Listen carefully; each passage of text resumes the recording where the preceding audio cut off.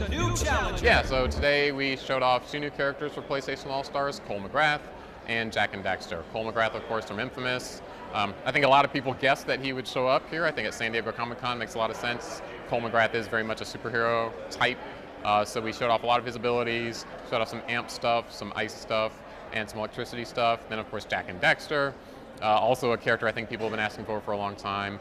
Made sure to include a lot of cool interplay between Jak and Daxter. Then of course he's known for his guns, so he has a whole host of different guns that he uses. And then of course the eco powers, Dark Jak, Light Jak. Made sure to get all that stuff in there. So 2 very cool announcements. Yeah, the best way we refer to Cole, he's a character who deals with what the other opponents are doing to him, and he typically has something to counteract that with. He's a character who has a lot of functionality at all different ranges, so the amp gives him a lot of up-close melee, but his abilities, his electricity and his ice-based stuff also gives him a lot of medium to far range functionality as well. So he's a character who's equally at home, I think, at the very, very close range, mixing up there with like the Kratoses, but also the medium and the far range with like a Radic or Jak, actually. Yeah, so Cole's level 3 super, I believe it's called the Ionic Vortex. That was one of the, I think, the scene-stealing moments from E3 2010, I want to say, when they unveiled that ability. And so we knew that particular moment had such a strong impact on a lot of the fans that we wanted to make sure that we included that as well. So yeah, his level 3 super, but also his level 2 super is one of his famous attacks. It's that sort of sends the whole stream of icicles onto the bottom of the level, and anyone standing down there is going to get taken out.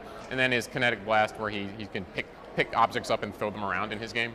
We gave that actually to him for his level 1 super, so he can pick an opponent up and throw him, and anyone who gets hit by the opponent actually dies too. So some really cool functionality. You got to play a lot with his abilities. So Jak and Daxter, I mean, they're known as a pair. You know, they have such a cool interplay between them. So in a lot of Jak's melee attacks, Daxter will play a role. In his throws, you'll see Daxter helping out in there. And it's just fun. I mean, he's one of our best animated characters, I feel, just being able to see such the personality in Daxter and Jak and some of them playing off of each other as well. But then Jak, like I said, has access to all of his guns, and all the eco powers, and it pretty much takes those on in a solo capacity as well. Jak has, I want to say, 8 guns just in his normal moveset, and they all are good at dealing with different ranges and different distances. And he can also use them in the air, which is a very unique ability that he can start an attack in the air and have that carry out onto the ground as well. So he's got his Reflexor, he's got his traditional blaster, and those are probably the attacks that he has with his greatest range. But he also has the Mass Inverter, which we showed off in our trailer. And the Mass Inverter is a really, really, really good gun for dealing with opponents who get too close in on him. He actually suspends gravity in this area around him, and you just kind of go floating off in space. It's a really super useful tool for him because you're going to have a lot of guys who try to close that distance and make him pay for using all those long-range guns. For Jak's level 1 super, he does kind of his eco charge power up. If you remember, like when he used to step on an eco vent in Jak and Daxter, he'd sort of do this power up attack, and so we gave that to him as his level 1 super. For his level 2 super, he does transform into Dark Jak temporarily and does this giant sort of area of effect smash.